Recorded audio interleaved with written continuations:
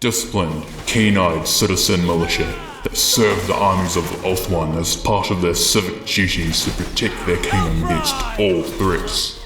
They dominate legendary difficulty with their extraordinary range. These archers make all others seem a fart in the wind.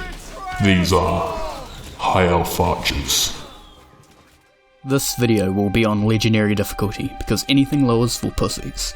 I will also be focusing on regular unarmoured archers because they are the most cost effective.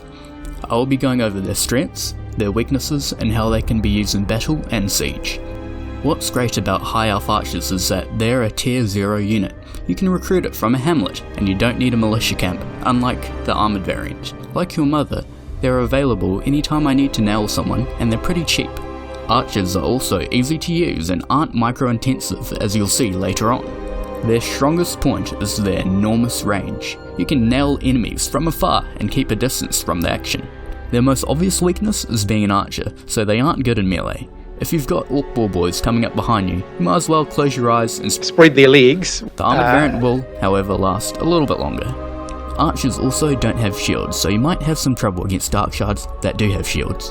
The archer's biggest weakness is that they aren't armor piercing, so in the late game they will need to be replaced. When you're up against dragons, archers just don't do too well. Believe me, I've tried. Archers are great in battle, and as I said, they don't take a lot of micro. I call this the AFK formation. You don't have to AFK, but if you want to grab a bear, you won't be missed. You line up your spearmen in front and your archers a bit behind with anything else you might have. Now put either your leader or beefy hero in the front near the end of the archer's range. The reason you do this is so the enemy engages your hero and is too far from your archers to want to engage them. Remember, computers don't have brains, but occasionally a unit or cavalry will slip through. If this happens and your pina colada is done, come back and focus your unit on guard mode so you don't have to go chasing. You can use this to win battles without any casualties. The checkerboard formation is another good formation you can use when you're a cheesy cunt and you've got no infantry. Put your units in 2 lines, then select every second unit, hold Alt, drag those units backwards, and there you go. You've done it. Feel free to be creative. Mine is in a cheese wedge shape, but if you want, try draw a swastika. Also try putting your hero in front for extra cheese. Checkerboard formation is great because the AI is too moronic to run through the gaps. They will be too focused on the unit in front, and the unit to the side has a direct firing line ahead.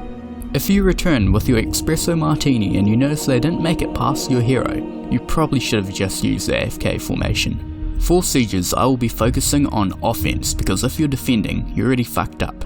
Camp your army in the corner outside the tower's range and shoot the tower with your Eagle Claw bolt thrower.